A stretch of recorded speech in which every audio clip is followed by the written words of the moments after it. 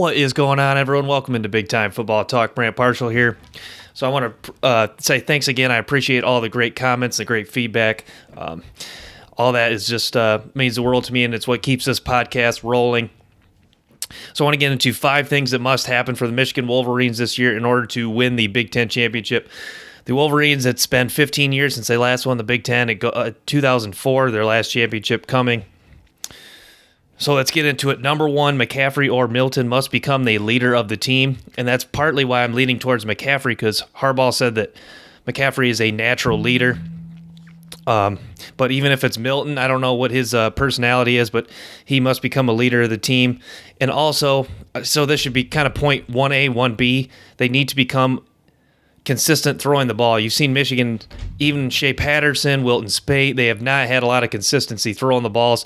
Last year was the exception, the last few games against Indiana. Who else was it? Indiana. They started, after the second half of that Penn State game, you saw them really start to throw the ball a lot better. The offense was clicking. Nico Collins and Peoples-Jones were getting involved in the receiving game. That's the type of consistency, but it hasn't always been there. There's a lot of games where it was, even in wins, it was really shaky. The passing game was really up and down. The offense was, you could go from 70-play drive to a 3-and-out. They just need more consistency throwing the ball, and that's going to be key, whether it's McCaffrey, Milton. Can they consistently throw the ball? Second point is the offensive line must grow up quickly. They only returned 1 starter in the offensive line, 17 total starts combined from all the other players, 13 of them coming from Jalen Mayfield. Mayfield, the only returning starter. The offensive line must grow up. Offensive line is just key to the success of a football team.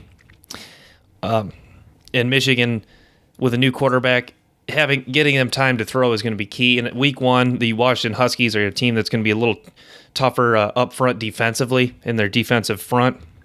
So having a good quarterback will be key, or having a great offensive line will be key for Michigan getting that win week 1. Point number 3 is they have to win the big games this year. And lately I've been circling 3 key games: Wisconsin, Penn State, and at Ohio State. Wisconsin and Penn State back-to-back earlier in the year at home. Key games for the Michigan Wolverines next year. Must-win games. Those are games 2 years ago they won, and they were kind of rolling after they had that loss to Notre Dame. They went on that win streak, and I was like, oh, man, but Penn State, Wisconsin really weren't like what they were in years prior. That year was just kind of like an exception. They were a little down that year. But last year you saw Penn State is a good example of a team that Michigan struggles with, because you see when they play teams with equal or even a little bit better talent, it is just a struggle, and that team seems to thrive at the skill position. Penn State, I believe, this year may have the better talent than Michigan, so that is a key game that I'm anxious for. I want to see if Michigan can get it done at home, giving them a better chance at the Big House. Can they get it done against Penn State and Wisconsin? 2 teams that really exposed them last year. Penn State with their KJ Hamler, some of their speedy skill position players, like I said, exposed them. And then Wisconsin up front in the trenches, their offensive line just bullied Michigan up front defensively for that whole fourth quarter, or for the 4 quarters of that game, against Wisconsin. And then at Ohio State is obviously a must-win. Ohio State, the standard of the Big Ten. That's the 3 games that they must win next year, or at least win 2 out of the 3. I'd say you win all 3, 2 out of the 3, and you're heading to Indianapolis. That leads me to point number 4. Don Brown has to make adjustments. You've seen that Don Brown has been stubborn. You saw it especially in the Ohio State game where they got crossing routed to death. Man-to-man defense that works pretty well when you get pressure, but when you don't get pressure, like against Ohio State, you saw that Ohio State just had receivers getting wide open. You got to get pressure on the quarterback if you're going to play press man-to-man.